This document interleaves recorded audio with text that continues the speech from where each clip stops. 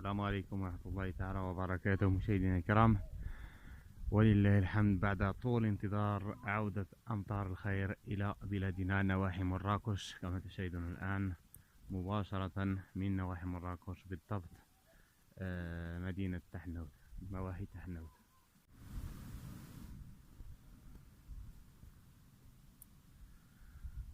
السلام عليكم ورحمة الله تعالى وبركاته مشاهدينا الأعزاء، مرحبا بكم في هذا الفيديو الجديد. ولله الحمد، تساقطات مطرية مهمة شهدتها منطقتنا اليوم، منطقة الحوز بالضبط، ولله الحمد. كما تشاهدون أمامي مباشرة من مدينة تحنوت، قرب مدينة تحنوت، أمطار رائعة أدخلت الفرح والسرور لأهالي المنطقة.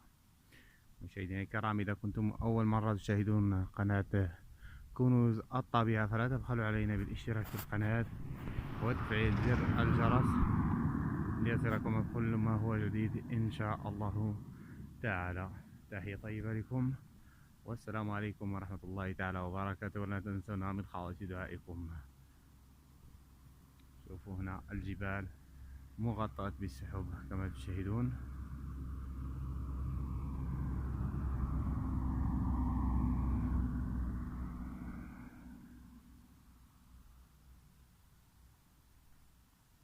سنحاول إطالة الفيديو قليلا على حساب اليوتيوب، باش إن شاء الله تعالى يكون واحد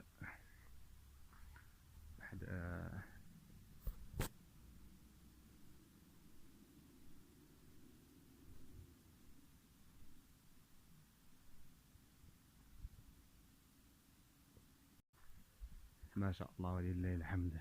بعد دعاء طويل لجميع سكان هذه المناطق وجفاف دام طول هذه السنين، رجوع أمطار الخير إلى بلادنا، رجوع أمطار الخير إلى بلادنا كما تشاهدون.